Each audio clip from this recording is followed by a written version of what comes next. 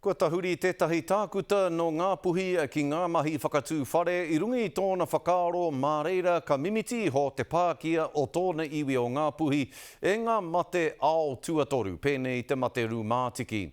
Kei te mahi tahi a tākuta Marie Stewart me ōna matamata huanga tonu o ngā puhi ki te whakatū whare oranga, whare utu māma hoki mō ngā whānau Māori o te tai tokerau.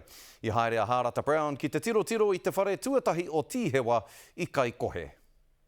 Ko te whare te kai whakaruruhau I te tangata. Kaupapa is not just about building houses, it's about whānau seeing what is possible when we are leading our own destinies. Hei tā tēnei rata, he hua oroto a te mahi a te Māori, mo te Māori, hei pāinga, mo te iwi. I was sitting in a hui with the DHB a few years ago and it was talking about rheumatic fever and the key drivers of that is poverty and poor housing.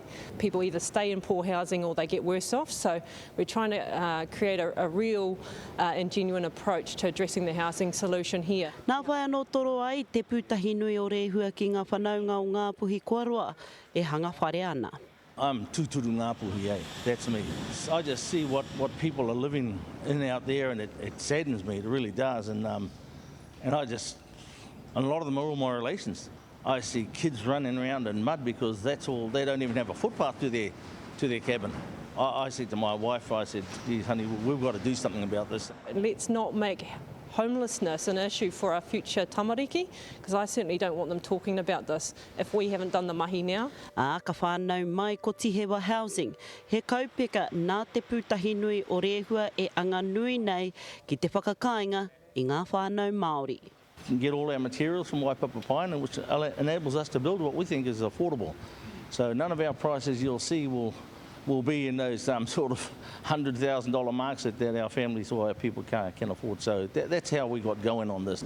Takuni hihia me haua tū rātou ki wene tūmomo whare,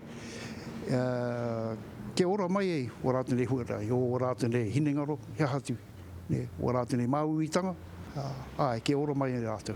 Well, everything to do with this whare is built according to the code.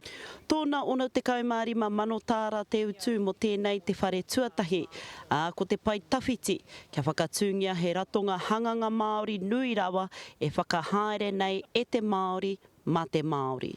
Creating our own builders, creating our own Māori construction businesses like this, then we will be taking care of an issue that the government is currently grappling. Engari, mōnaia nei, he whakaoti tēnei whare te mahi tuatahi a ngā uri nei o ngā puhi nui tonu. Harata Brown, Te Karere.